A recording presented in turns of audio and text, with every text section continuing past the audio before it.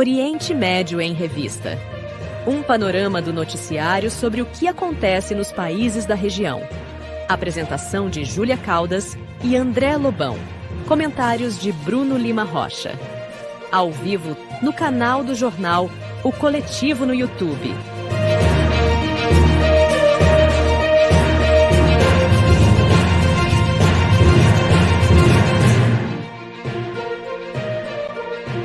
Olá, eu sou André Lobão e comigo estão Júlia Caldas, Mohamed Ali e Bruno Lima Rocha, e a Cline. Opa, boa noite.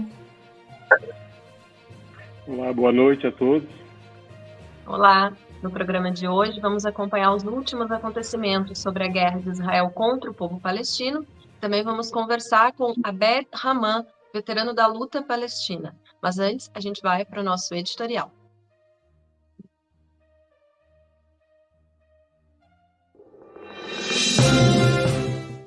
Agora, no Oriente Médio em Revista, editorial.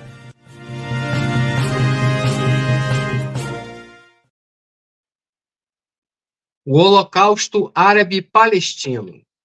O que acontece em Gaza, Cisjordânia e Líbano é um holocausto, sim. O que a história conta sobre os extermínios provocados pelos nazistas, vemos agora nas mídias sociais. Gaza de gueto se transformou num campo de extermínio. Os sionistas, com suas retroescavadeiras, abrem imensas covas coletivas, colocando ali palestinos, ainda vivos e algemados, para serem fuzilados. Depois, enterram os mortos como se fossem indigentes sem nome. Os colonos israelenses atuam como milícias da SS, atacam áreas de plantio de oliveiras, espancam pastores, invadem casas de palestino, expulsando-os, reproduzindo assim os pogroms sofridos pelo povo judeu ao longo de sua história. O exército de Israel, no norte de Gaza, isola grupo de pessoas, bloqueia acesso à água e ajuda humanitária. Crianças, mulheres e velhos estão morrendo de fome e sede, minguando, como os nazistas faziam nos guetos. Campos de refugiados, como o de Jabalia, sofrem sistemáticos bombardeios com bombas que calcinam pessoas. Crianças e mulheres que saem dos escombros para buscar qualquer resto de comida são alvejadas como se fossem caças. O poder ocidental minimiza o genocídio em andamento. Biden, Kamala, Trump, Macron e Schultz diariamente repetem que Israel tem o direito de se defender, desumanizando a tragédia palestina e libanesa. A juventude hitlerista é hoje representada por uma juventude sionista que desfila com armas de guerra penduradas nos ombros, como se fossem acessórios esportivos. Celebra o genocídio palestino no TikTok, como soldado brasileiro a serviço de Israel. Prisões sem justificativa de palestinos ultrapassam hoje um número de 11 mil. Nas prisões, estupros, torturas e todo tipo de humilhação são normalizadas. O poder de Israel quer mais terras. O objetivo é avançar para o leste, da mesma forma que os nazistas tentaram em vão, há mais de 80 anos atrás. Hoje, o Irã representa o que foi a União Soviética no passado, quando esta derrotou o nazismo. O Irã fica a leste de Israel. Não esqueçam disso. Bruno e Mohamed, algo mais a acrescentar sobre o editorial? Oi, já passo para o Mohamed. São 2 comentários breves e deixar para o nosso colega Patrícia falar um pouco mais. Eu queria lembrar... Oi, Mohamed, só um segundo, por favor. Eu queria lembrar 1982. Nas paredes de Beirute estava escrito: Beirute é a Stalingrado dos árabes. O que aconteceu? Foi feito um acordo intermediado por Estados Unidos, por França, junto ao carcomido governo libanês. A OLP, infelizmente, saiu de Beirute e deixou a cidade à mercê das hordas sionistas e seus aliados fascistas da Falange. E chamava Falange mesmo, Kataeb Falange. Os fidaíns, os combatentes palestinos, em 82, foram deslocados para Tunis, capital da Tunísia. 3 anos depois, a sede do LP foi bombardeada e entre 82 e 88, o então general democrata Ehud Barak comandou a unidade especial de comandos anfíbios do Estado sionista para tentar eliminar o maior número possível de líderes palestinos. Menos de um mês depois da saída dos fidaíns, houve o massacre de Sabra e Shatila, 2 campos de refugiados aonde os sionistas, em tese, não sujaram as mãos. Eles só cercaram os campos, não deixando ninguém sair. Mulheres, idosos, crianças, jovens, etc. Qualquer semelhança, com o gueto de Varsóvia não é nenhuma coincidência. Eu insisto com isso e queria aqui... Eu sei que, André, a gente não é muito jogar confete um para o outro no ao vivo, não é uma prática jornalística, assim, em geral é uma prática do público, né? Mas a coragem do André de fazer aquela comparação, Mohamed, que a gente durante muito tempo ficou tolhido de fazer, até com certo receio de levar processo escambau. Sim, vamos comparar. Na sua trajetória histórica, o Estado sionista se compara com o apartheid da África do Sul ou qualquer outra ocupação colonial britânica, por exemplo. Mas na sua prática sistemática, não tem diferença substantiva entre o Estado sionista e o nazismo. Na supremacia, no emprego de uma economia industrial para massacrar quem não tem condições plenas de defesa. Tem condições parciais, plenas não tem. Só tem um detalhe, gente. Agora eu passo para o Mohamed. Só tem um jeito do sionismo ganhar. Hoje. Só tem um jeito. É destruir a República do Irã. Isso não vai acontecer. Isso não vai acontecer. Essa é a certeza que a gente tem. Desculpa agora, Mohamed. Fica à vontade para o comentário, para a gente seguir adiante. Fica à vontade. Perfeito. Bom, boa noite, Bruno, né, André, Júlia. Boa noite aos telespectadores, né? Digam de onde vocês estão nos assistindo, né? O nome da cidade, compartilhem em suas redes, né? Vamos aumentar a nossa audiência, né? Bom, eu quero dar os parabéns pelo editorial. Ele resume, né, muito bem o que os judeus passaram na Segunda Guerra, né? E nós, palestinos, estamos passando neste momento. É similar, é igual. Nós sentimos na pele os furgões, quando os colonos, os ocupantes, os invasores, o governo extremista dá as armas para que eles atirem, né, e que não sofram consequências, né? Não há justiça para os palestinos.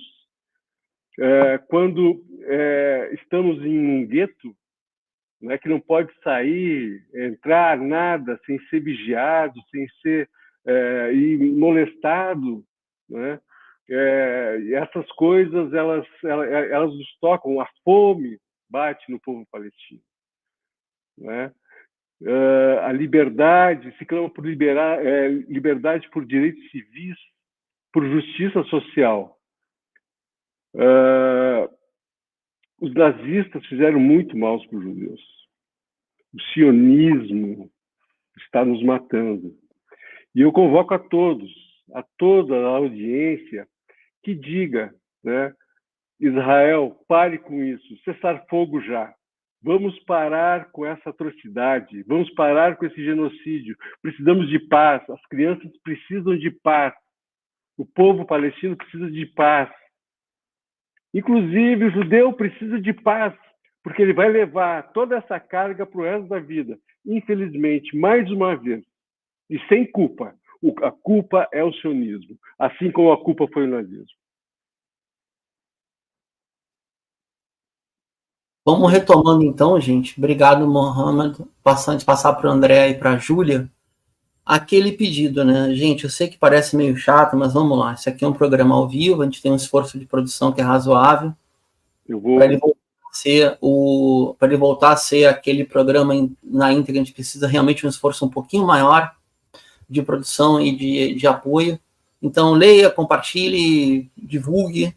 Se tiver como colocar o QR Code na tela, não, faz favor. Isso, já está ali na tela.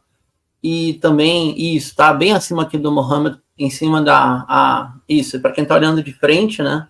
Está à direita do olhar de frente, em cima da rafia do Mohammed, que é o lenço palestino. Tem dois, né? A rata é o menorzinho, a cafia um pouco maior. Esse que ele está usando é para trabalhar na roça, para se proteger da chuva, da neve, etc.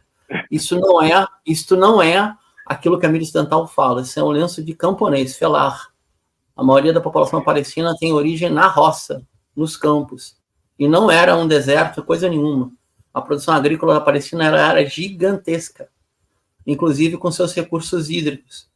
Era isso, o pessoal usava para se proteger do sol. Não é isso, Mohammed? Pescoço, a cabeça, né? As orelhas, proteção do sol. Isso. É como o chapéu de palha do caipira brasileiro, é como o sombreiro do gaúcho, como o chapéu pança de burro das tropas de... E como ele é de algodão, ele transpira muito melhor, né? A transpiração que ele... Uhum. E tem várias formas de usar. Para guerrilha é isso aqui.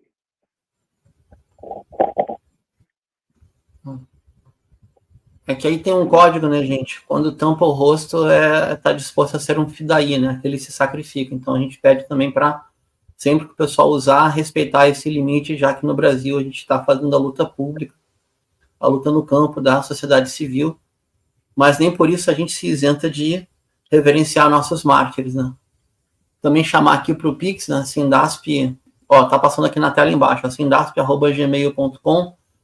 Gente, só para tocar, André e Júlia, isso, bem embaixo aqui, sindasp@gmail.com é o Pix do programa, tá passando embaixo de mim e da Júlia. O entrevistado não conseguiu entrar, né? Tá com problema de conexão, correto? Correto. Vamos avançar no roteiro? Oi, vai, Vamos lá. Eu gostaria de ler a carta, né? A carta póstuma, né? A vontade de Yahya Ibrahim Hassan Sinwar.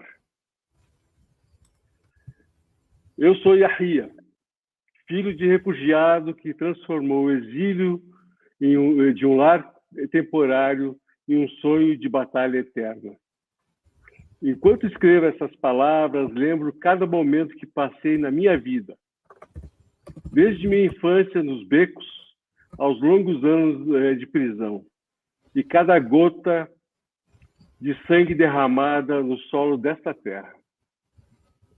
Nasci no campo de refugiados de Khan Yunis, em 62, numa época em que a Palestina era uma memória dilacerada em mapas esquecidos nas mesas dos políticos. Eu sou um homem cuja vida foi tecida entre o fogo e as cinzas, e percebi cedo que viver sob ocupação significa apenas uma prisão perpétua. Desde minha infância soube que viver nessa terra não é algo comum, e que quem nasce aqui deve carregar em seu coração uma arma que não se quebra, e que o caminho para a liberdade é longo. Minha mensagem para vocês começa aqui, daquele menino que lançou a primeira pedra contra o ocupante e que aprendeu que as pedras são as primeiras palavras que pronunciamos diante de um mundo que permanece em silêncio diante de nossa ferida. Aprendi nas ruas de Gaza que o ser humano não se media pelos anos de vida, mas pelo que oferece à sua pátria, ao seu país. Assim foi a minha vida, prisão e batalha, dor e esperança. Fui preso pela primeira vez em 88 e fui condenado à prisão perpétua, mas nunca conheci o caminho do medo. Naquelas celas escuras, via em cada parede uma janela para um horizonte distante e em cada grade uma luz que iluminava o caminho para a liberdade. Na prisão aprendi que a paciência não é apenas uma virtude, mas uma arma amarga, como beber o mar gota a gota. Minha mensagem para vocês: não tenham Não temam as prisões.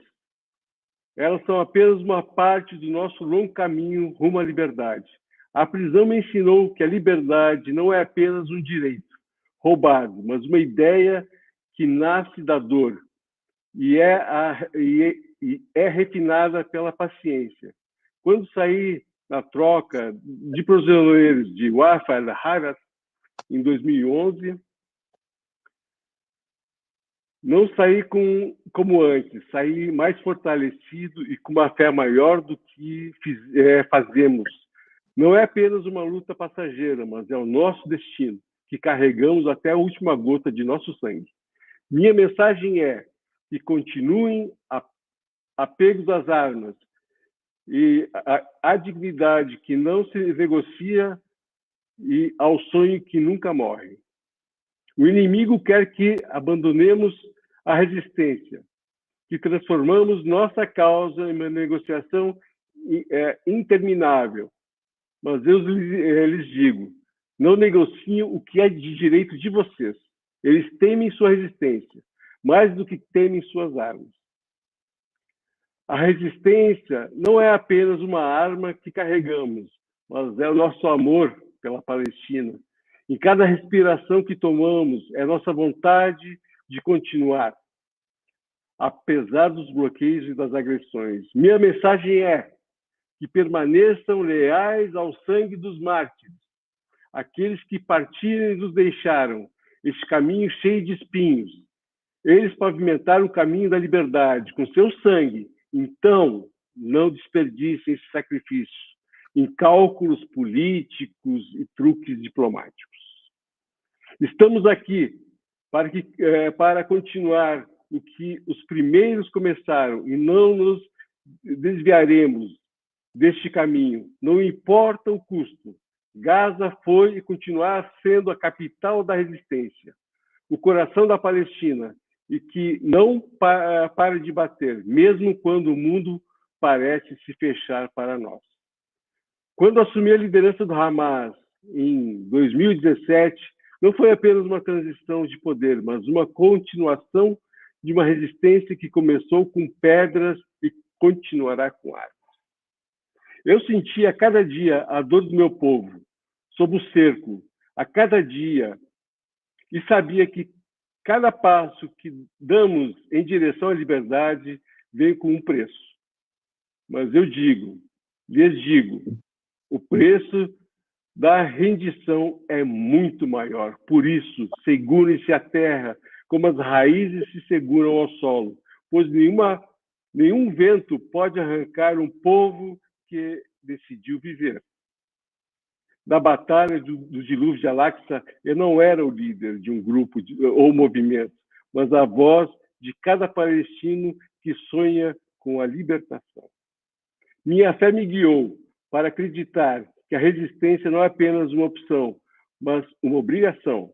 Queria que esta batalha fosse uma nova página no livro da luta palestina, onde as facções se unissem e todos se colocassem em uma única trincheira contra o inimigo que nunca distinguiu entre crianças e idosos ou entre pedras e árvores.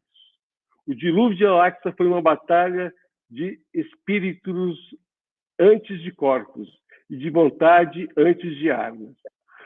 O que deixei não é um legado pessoal, mas um legado coletivo para cada palestino que sonhou com a liberdade, para cada mãe que carregou seu filho nos ombros enquanto ele era mártir, para cada pai que chorou ao ver por sua filha que foi assassinada por uma bala traiçoeira. Minha última mensagem é que vocês se lembrem sempre de que a resistência não é em vão. Não é apenas um tiro disparado, mas uma vida vivida com honra e dignidade. A prisão e o bloqueio me ensinaram que a batalha é longa e que o caminho é árduo. Mas também aprendi que os povos que recusam a rendição criam seus próprios milagres com suas próprias mãos. Não esperem que o mundo faça justiça a vocês, pois vivi e testemunhei como o mundo permanece em silêncio diante de nossa dor. Não esperem justiça, sejam vocês a justiça. Carreguem o sonho da Palestina em seus corações. Transformem cada ferida em uma arma, em cada lágrima em uma fonte de esperança. Essa é a minha mensagem. Não entreguem suas armas, não deixem de atirar pedras, não esqueçam seus mártires, não negociem um sonho que é de direito de vocês. Estamos aqui para ficar.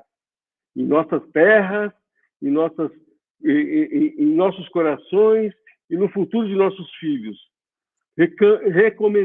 Recomendo-lhes a Palestina, terra que amei, até a morte, o sonho que carreguei em meus ombros como uma montanha que nunca se curva. Se eu cair, não caiam comigo. Mas carregue a bandeira que nunca caia, que nunca caiu, e faça do meu sangue uma ponte para uma geração que nascerá de nossas cinzas ainda mais forte. Não esqueçam que a pátria não é uma história contada, mas uma verdade vivida. E cada mártir que nasce do ventre desta terra nascerá 1000 combatentes. Se o dilúvio voltar e eu não estiver com vocês, saibam que fui a primeira gota nas ondas da liberdade e que vivi para ver vocês continuarem a jornada.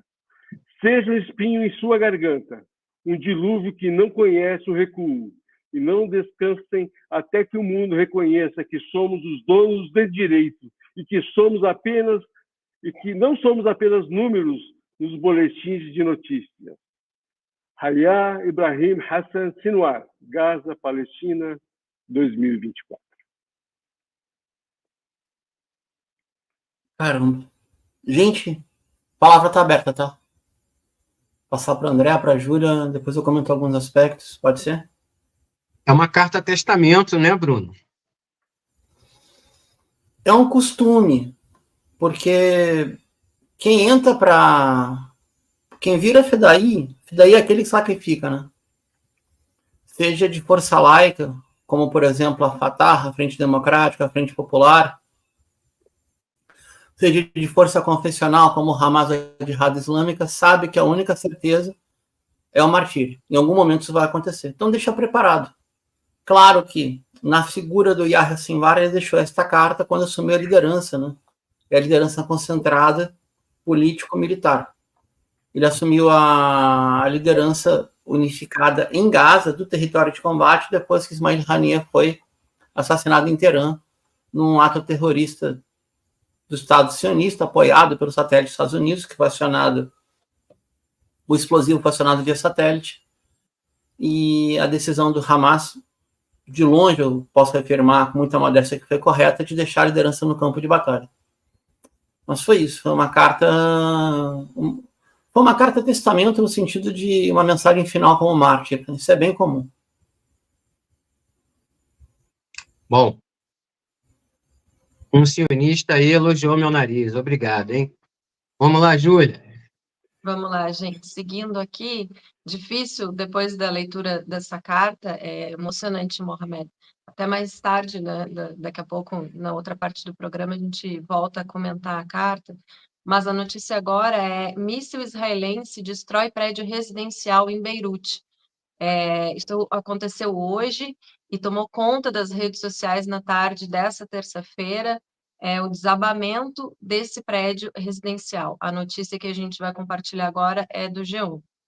Então, o vídeo que circulou nas redes sociais na tarde de hoje, né, dessa terça-feira, 22 de outubro, mostra o momento em que um míssil lançado por Israel atingiu um prédio residencial em Beirute. O edifício desabou imediatamente após o impacto do projétil. Segundo a agência de notícias Reuters, o ataque aconteceu em um subúrbio ao sul da capital do Líbano. Beirute tem sido alvo de constantes ataques de Israel desde o mês passado.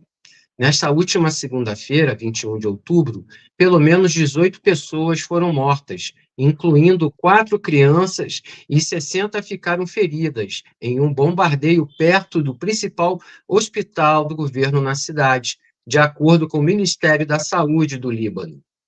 Jatos israelenses atingiram o suposto alvo do Hezbollah próximo ao Hospital Universitário Rafik Hariri, em Beirute, mas não atingiram diretamente o hospital, segundo disseram os militares israelenses nesta terça. No entanto, o diretor do hospital disse que, devido ao ataque israelense, os destroços que voaram causaram danos às instalações médicas. Embora não tenha havido vítimas entre os funcionários, foram muitos os esforços para resgatar as pessoas em frente a esse hospital, de acordo com o diretor, Jihad Saadeh. Mais de 2.000 pessoas já morreram no Líbano em função dos bombardeios provocados pelo exército israelense. Bom, Bruno, Mohamed, André, o que a gente pode comentar a respeito desses últimos ataques de Israel em Beirute? Deixa eu começar e passo para vocês. Hoje, mais cedo, hora de Brasília, foi 15 horas, eu fui convidado a participar de um programa, um painel, na Hispan TV, que é TV iraniana em língua espanhola. E tanto eu, como outro colega, que é um ex-correspondente internacional, falando direto da Espanha, como âncora, observamos o seguinte. O hospital está no sul de Beirute. O hospital se chama Rafik Hariri. O hospital é composto por doações da Arábia Saudita, basicamente. A família Hariri era aliada dos sauditas, fazia parte do movimento do futuro, seria, para botar em linguagem política ocidental, a direita sunita, já que tem uma parte dos sunis que está na resistência libanesa. A probabilidade desse hospital ser um bunker do Hezbollah é tão grande como a sede nacional do PL guardar os fundos eleitorais do PT. Dá para ter ideia do que a gente está falando? E ainda assim, o G1 colocou na capa isso. A campanha de desinformação, de mentira sistemática, é um negócio que beira o absurdo. Beira o absurdo. Ontem, eu participei do ao vivo rapidamente na Press TV, que é TV iraniana em língua inglesa. E aí, me pediram para comentar o seguinte. O conjunto de ataques do Hezbollah ou da resistência libanesa operando pela Frente pela Defesa de Gaza, o nome correto da atual resistência libanesa, praticamente desocupou o norte dos territórios de 48, que a gente chama de Galileia e o inimigo chama de Israel. Desocupou ontem. Saiu alguma linha em algum jornal? Não. Na volta do intervalo, se a gente não tiver o entrevistado por questões técnicas, não tem problema, a gente repete semana que vem e a gente comenta as notícias que saíram na Al-Mayadin. Mas se tiver, entra como última notícia. O volume dos ataques combinados da resistência contra o inimigo sionista é algo que supera qualquer editorial de jornal. Qualquer um. Eu passo para o Mohamed trazendo essa comparação. O Mohamed conhece o sistema político dos países árabes e milita na esquerda brasileira. Te parece que eu exagerei fazendo essa comparação? Seria mais ou menos equivalente a pegar a Fundação Perseu Abramo e botar para o Valdemar da Costa Neto tomar conta. Ainda assim, o G1 coloca na capa isso. Pelo amor de Deus, sabe? Pô, vai mentir, mente direito, pelo menos, né? É descarado, é descarado. Bruno, o que eu posso te dizer é o seguinte, né? Assim, vendo os comentários do Smotrich, né, do Galante, dos demais, do próprio Bibi, né, eles falam os árabes. Os palestinos, eles chamam os árabes. Os árabes, eles tratam como uma sub-raça. Essa é a verdade. Então, atacar Beirute, matar crianças, jovens, hospitais, né? Para eles é indiferente. Mas eu boto mais uma pimenta aí. Né? Eles estão atacando Beirute com armas americanas, né? Com armamento americano, munição americana, assim como fizeram em Gaza. Então, o ataque é americano, se você quer saber exatamente o que está acontecendo. Assim como o ataque ao Irã vai ser americano também. Né? Isso é uma guerra de procuração, por procuração. Exatamente. Eles acusam o Irã de proxy, atacar Israel com proxy. O maior proxy, o maior porta-aviões, né? O maior poderio político e econômico dos Estados Unidos a Israel. Tanto o Trump como a Kamala Harris, né, tem como assunto principal para eles Israel. Não interessa a economia, não interessa de emprego, não interessa nada. A prioridade deles é Israel. Então, é o dinheiro que paga a campanha, o dinheiro é o poder que nutre toda essa questão. E os árabes, a Jordânia, eles também são tão árabes quanto, né, o Líbano, quanto Hamas. Né? Os sauditas, né, são piada para os sionistas. Né? São mal necessários, vão tomar esse petróleo deles. Eles estão alimentando o crocodilo. Logo, ele vai devorar. Os sauditas, os Emirados Árabes. A verdade é essa, são jogos de poder. Jogos de poder. Né? Essa geopolítica só interessa duas coisas, dinheiro e poder. A ideologia acabou. Né? Esse é meu ponto de vista, é isso que eu tenho para comentar.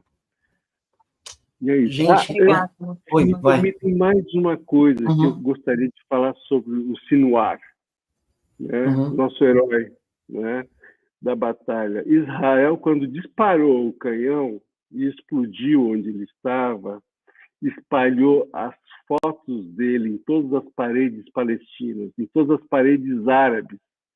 Teremos muitos Sinuares no Oriente Médio, muitos guerreiros que vão agora nascer e lutar tanto quanto a régua de mártires subiu. Ela está subindo cada vez mais, os exemplos estão cada vez maiores.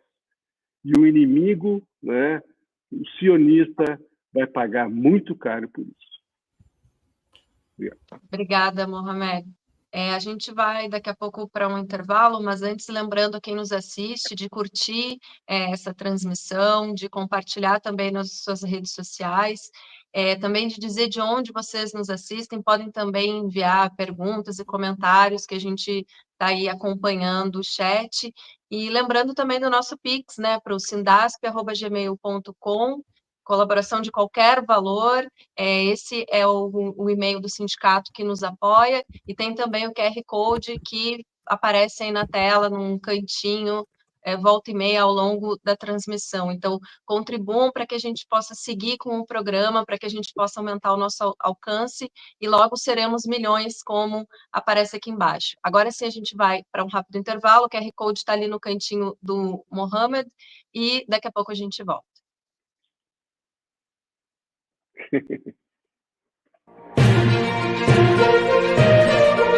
Oriente Médio em Revista. Um panorama do noticiário sobre o que acontece nos países da região. Apresentação de Júlia Caldas e André Lobão. Comentários de Bruno Lima Rocha. Ao vivo no canal do jornal O Coletivo no YouTube.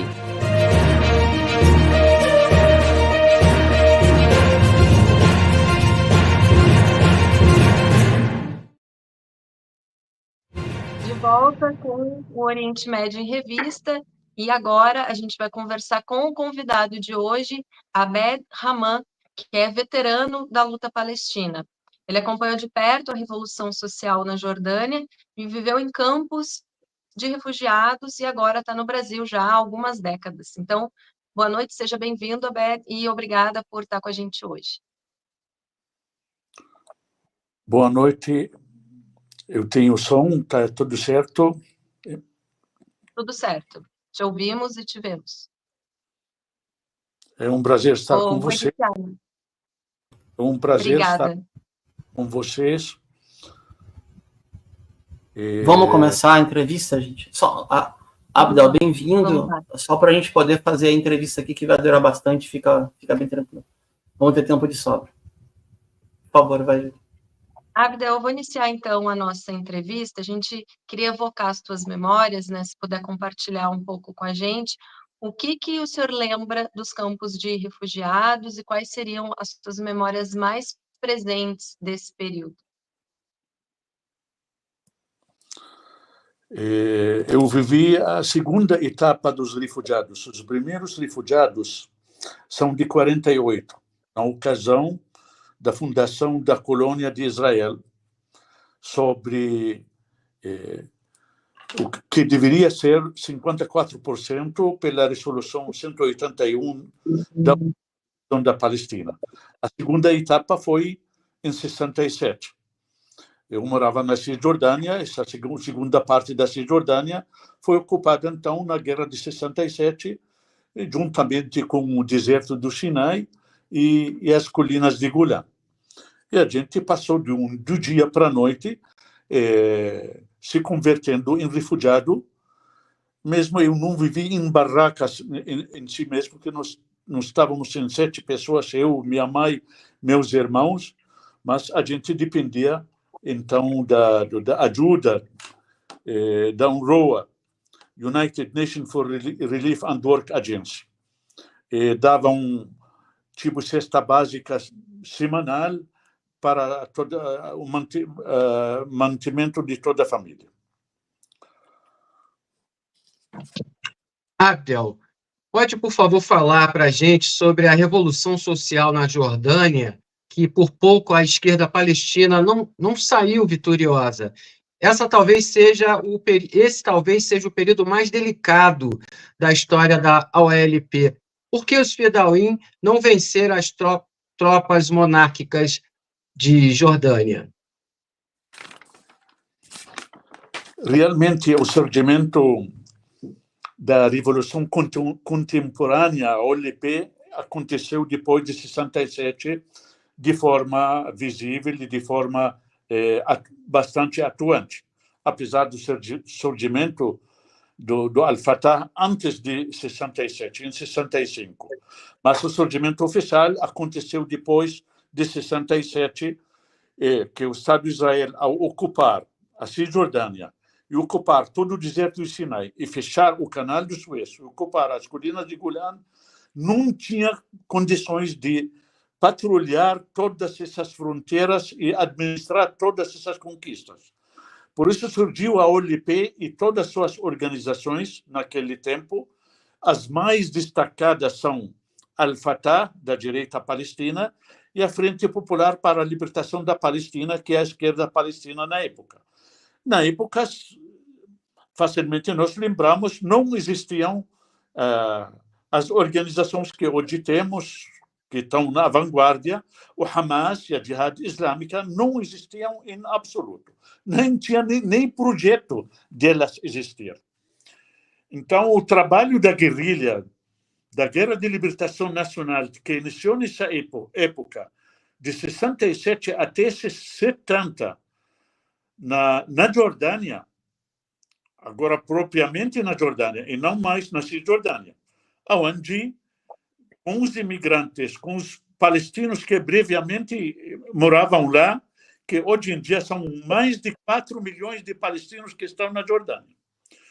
Então, a atuação da Revolução Palestina era bastante amadora, uma nova experiência, e até o próprio Estado de Israel também não conseguia patrulhar, como eu falei, suas fronteiras. Então, fizeram um trabalho diário. Todo mundo podia atravessar o Rio Jordão e alcançar a Cisjordânia, que começou a ser ocupada. Até pessoas civis voltavam para suas aldeias, buscar um tesouro, uma encomenda, um bem, ou voltar para ficar, porque Israel não conseguia administrar a Cisjordânia ocupada. Isso convivia, muita gente atravessava o Rio Jordão e voltava. Durante o primeiro ano, isso acontecia facilmente. Agora, a OLP realmente hoje... Então, nós, do dia para a noite, nós se convertemos em refugiados e deparamos perante grandes perguntas. O porquê de tudo isso?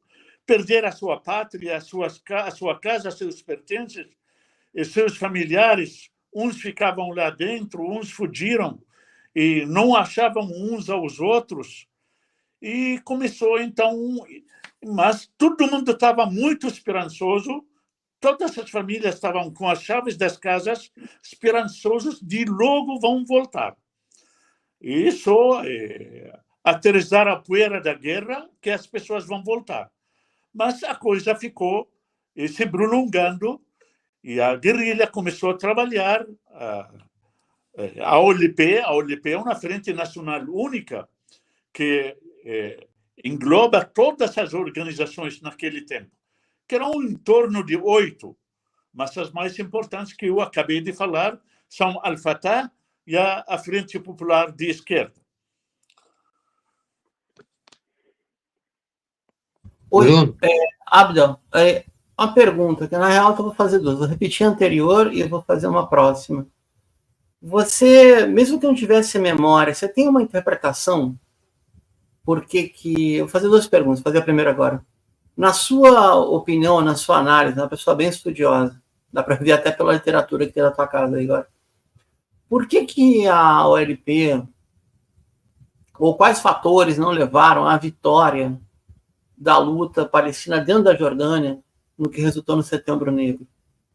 Porque não tinha apoio aéreo prometido pela Síria, porque as tropas beduínas eram melhor armadas, porque na hora da maior tensão, até o general Nasser pediu para tirar um pouco a pressão sobre o governo jordaniano. Queria análise sua, aberta, pensando em voz alta, para a gente poder criar mais massa crítica nesse país a respeito da história da luta palestina. Por favor. Depois eu faço mais uma. Eu vivi essa fase. Eu estava terminando o meu segundo grau em 1970. Jovem, mas acompanhava pelo menos a situação no terreno. Mesmo não tenho belas ideias, uma ideologia fixa, uma análise mais profunda sobre a situação, não tinha consciência política na época, mas acompanhava. A gente via, todas as organizações tinham escritórios oficiais em todas as ruas, em todas as cidades da Jordânia. O fenômeno ganhou da Revolução da Resistência Palestina apoio popular palestino maciço e jordaniano até, porque era a nova alternativa para a população combater, lutar e confrontar o exército israelense. Derrotados os exércitos árabes da Síria, da Jordânia, do próprio Egito na Guerra dos 6 Dias, então apareceu a alternativa da guerrilha, da guerra popular, da resistência, que atua não na forma de exércitos, mas atingir o exército israelense e acumular pequenas conquistas contra isso. E nisso tiveram muito sucesso de combater e atingir em forma de guerrilha, entrar na Cisjordânia e enfrentar o exército israelense e causar muitos danos e muitas baixas para o exército israelense. Agora, quando Israel, claro, começou a acordar, juntamente com seus aliados, podemos tirar uma bela ideia, fazendo comparações com o que está acontecendo hoje, começou os Estados Unidos, os países europeus ocidentais e o próprio Israel, claro, conspirar juntamente com a Jordânia, que sempre tiveram um papel de traição, de intriguismo, e não de enfrentamento. O exército da Jordânia. Aí se preparou, o exército jordaniano se preparou, a mídia se preparou, as televisões da Jordânia começaram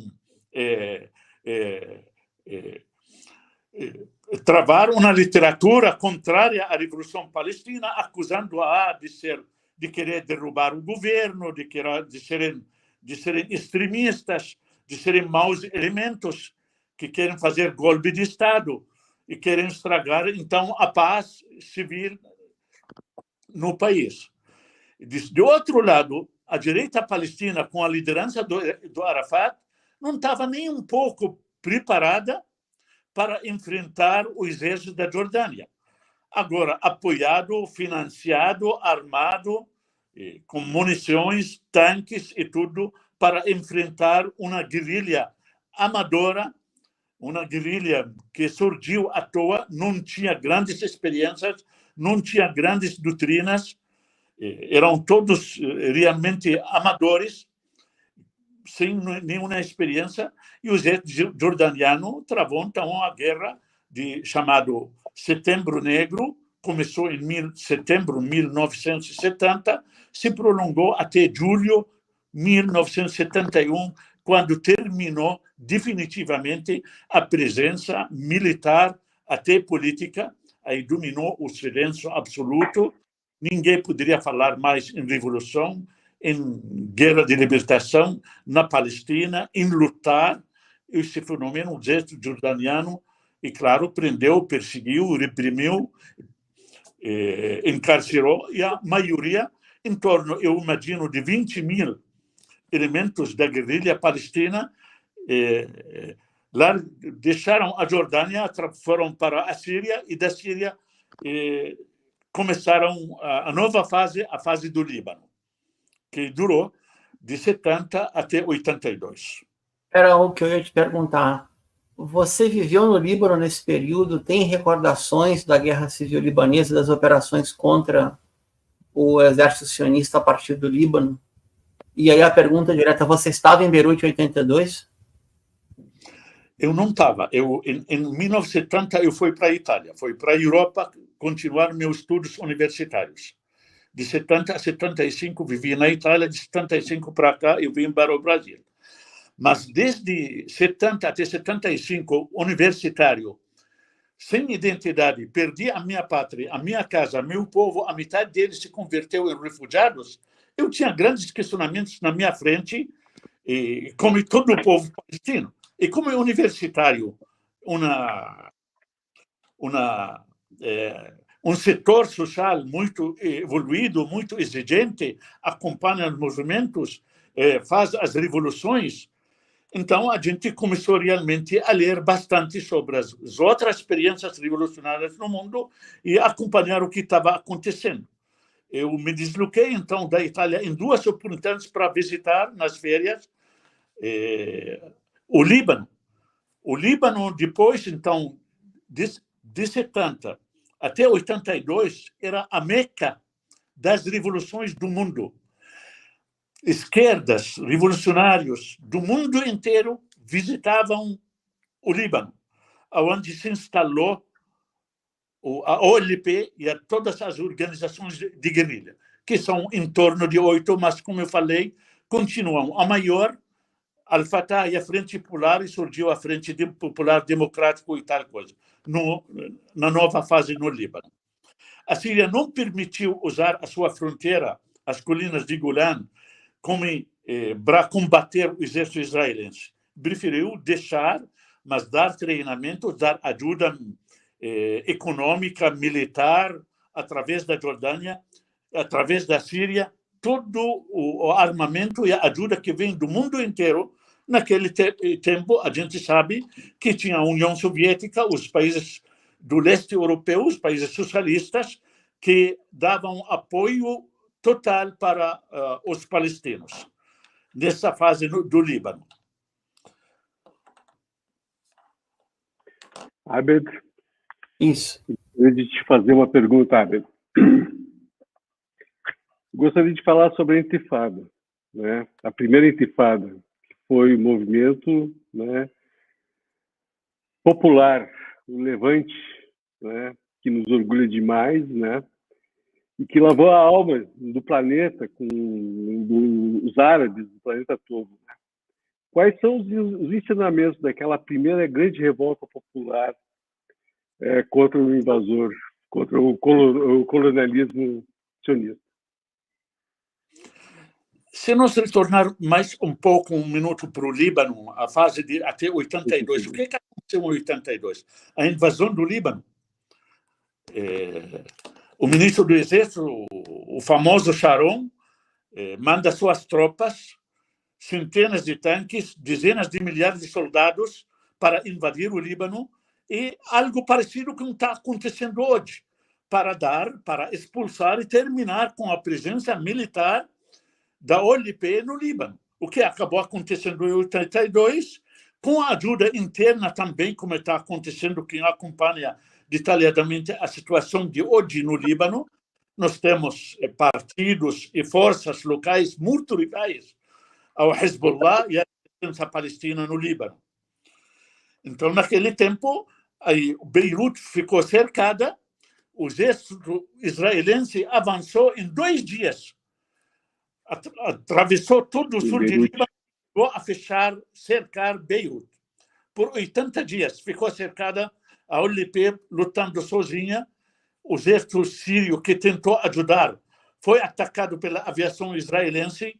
Num único dia foram derrubados mais de 100 aviões da Síria. Então, o Arafat, como nós de esquerda, entendemos que ele foi intriguista, deixou seu povo e fez acordo com os americanos e saiu escoltado de navio, escoltado por navios americanos rumo à África, rumo à Tunísia. Então, terminou assim essa fase, essa presença oficial, e aonde, quando surgiu o grande Hezbollah, em 82, depois de terminar. Então, o sul do Líbano ficou ocupado de 82 como uma zona militar que favorece os israelenses. Deixou lá, são milícias da direita libanesa para proteger qualquer avanço do Hezbollah ou de palestinos contra Israel. O que durou até 2000. 2000 foi libertado todo o sul do Líbano pelos combatentes do Hezbollah. Então, tentando agora responder à pergunta do Mohamed. Nós tivemos a primeira intifada. Então, o povo palestino, agora, qual é a situação? A metade do povo palestino vive na Palestina histórica. 2 milhões na parte de 48, dentro da colônia Israel propriamente dita de 48. 3 milhões na Cisjordânia e mais 2 milhões na faixa de Gaza. Esses vivem, então, sob ocupação militar direta. Agora está toda a Palestina ocupada. Digo, de 67 até o Acordo de Oslo 93, depois outro quadro. E a outra metade vive no exílio. 4 milhões na Jordânia agora, 500 mil na Síria, 500 mil no Líbano. E nos outros países, mais uns 2 milhões no resto do mundo. Então, o povo palestino, depois dos massacres então, do Líbano, se viu sem alternativas para conquistar suas aspirações e a sua liberdade e a sua independência. Aí começou a grande intifada, mas a intifada teve a grande influência da OLP. Claro, o povo, a mídia, havia contatos através de televisão, através de rádios.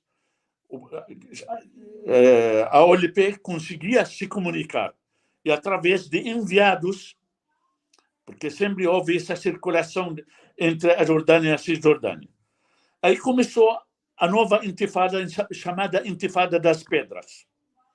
A revolta popular palestina na Cisjordânia e Gaza contra a ocupação, contra os ex da ocupação.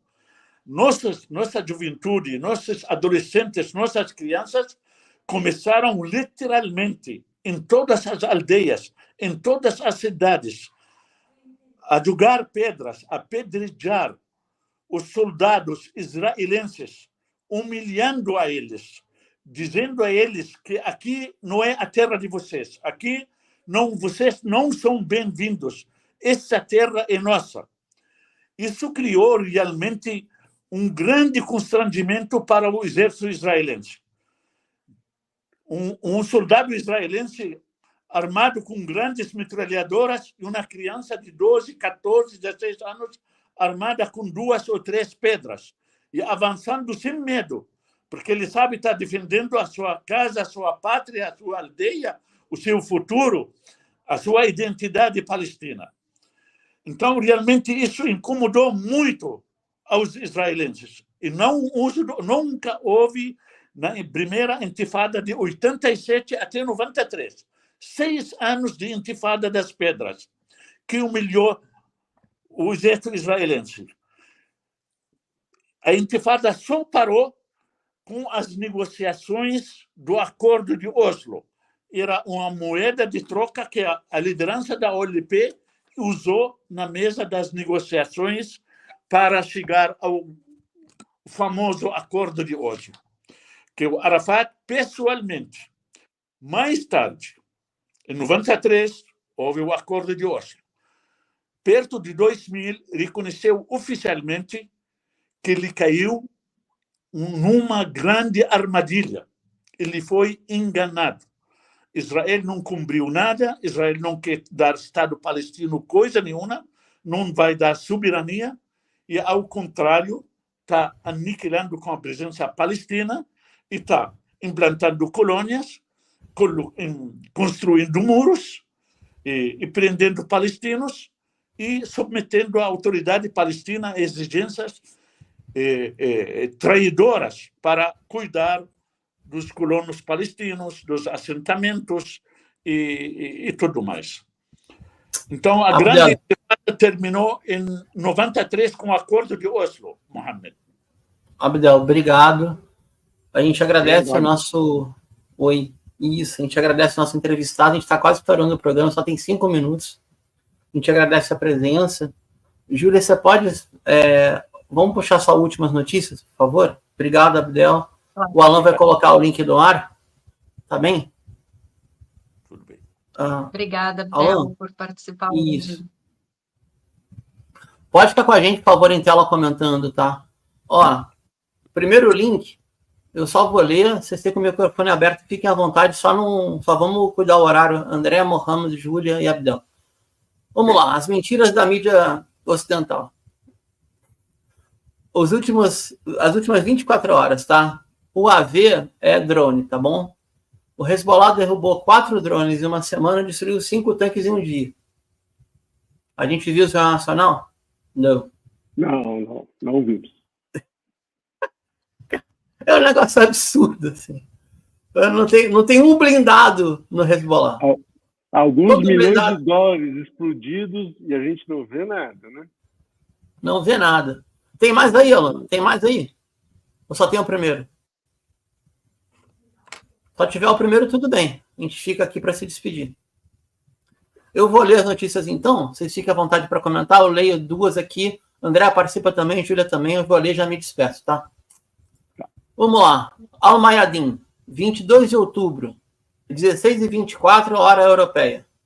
As Forças Armadas Iemenitas, em uma operação de apoio ao Líbano e à Palestina, enviaram o míssil hipersônico Palestino 2 e atingiu uma base militar em Tel Aviv.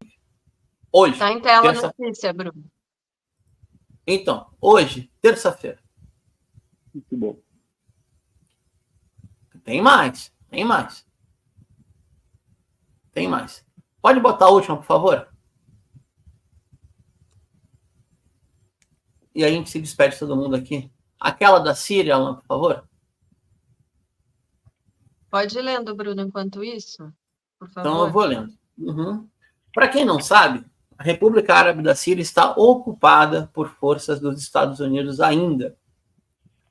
As forças estadunidenses treinavam os seus rebeldes de estimação, que era basicamente pessoal da Frente al-Nusra, que na verdade é a filial da Al-Qaeda para a Síria. Tá? A base de Konoko, que não por acaso defende uma refinaria de gás, né? Onde tem gringo tem que ter petróleo para eles roubar. 4 foguetes atingiram a base e derrubaram os radares. Tá bom?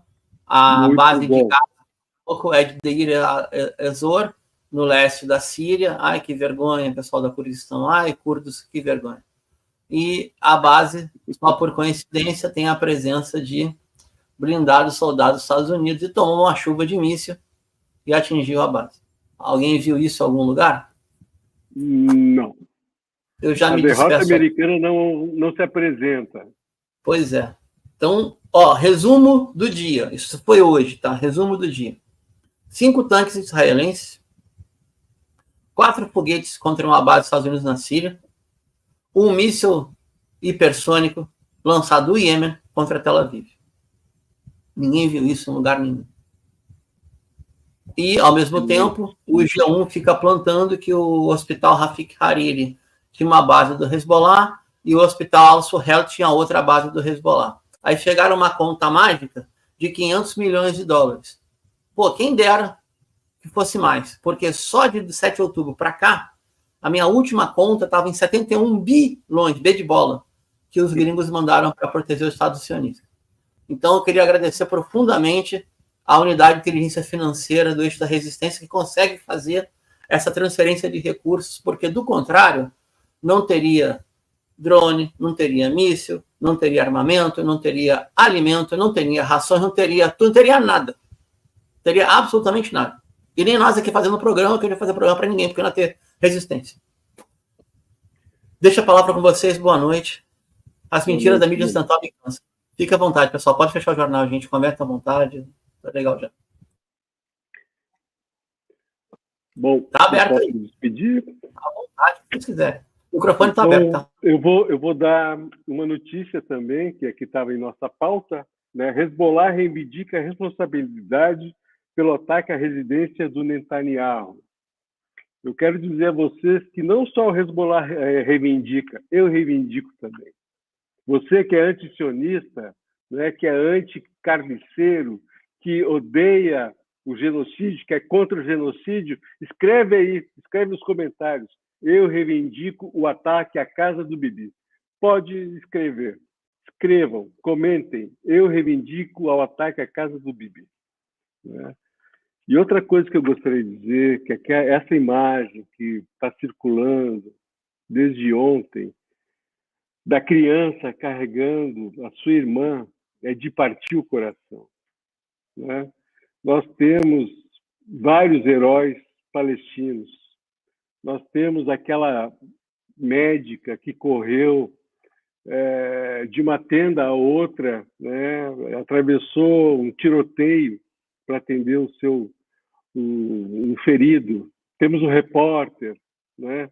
Temos o Sinwar. O Sinwar ele representa todos os guerrilheiros que tombaram, todos, não só um. Né? E com isso eu me despeço. Um abraço a todos, até a próxima terça-feira com mais Oriente Médio em Revista. Muito obrigado a todos. Obrigada, Mohamed. Abdel, por favor, as últimas considerações do programa de hoje.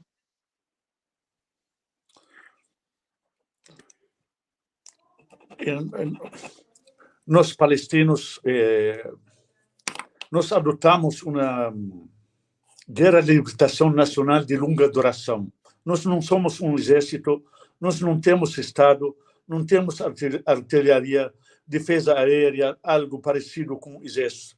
Então, nós travamos uma guerra de libertação nacional de longa duração, que pode durar muito mais, e nós, o que temos de mais forte, o nosso combatente convencido, decidido a lutar com fé, com muita determinação até a vitória. Nós não vamos desistir.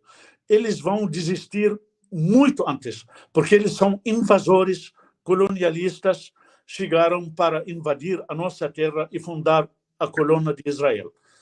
Nós não precisamos fazer muita coisa.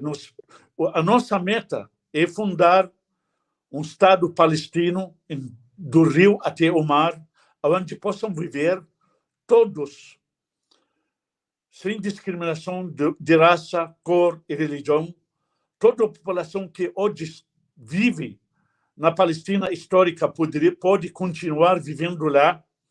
Essa é uma solução altamente civilizada, altamente humanista. Nós não queremos matar ninguém. Nós lutamos contra o projeto sionista, que é um projeto nazista que discrimina os palestinos, constrói muros e prende, mata, fuzila, massacra, persegue e acaba com a identidade da Palestina. E não reconhece o povo nativo palestino e nem a sua existência, nem o seu direito à liberdade e à autodeterminação. Nós contamos com muitos apoiadores do próprio povo palestino, muitos dos povos árabes digo, e muitos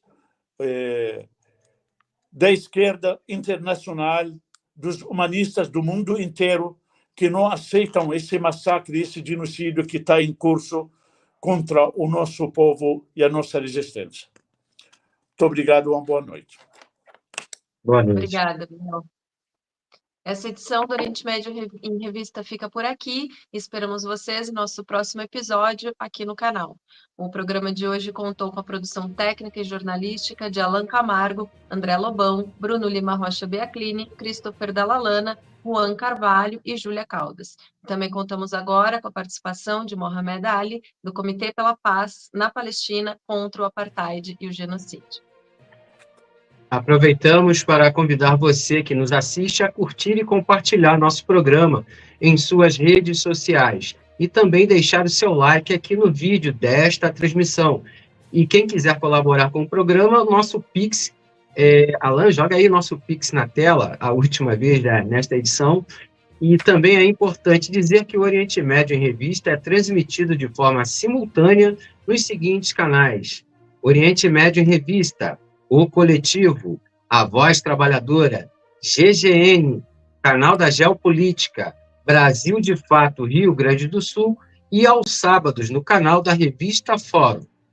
O Oriente Médio em Revista é uma realização do Instituto de Cultura, Comunicação e Educação Popular, o ICEP. Um abraço e até a próxima.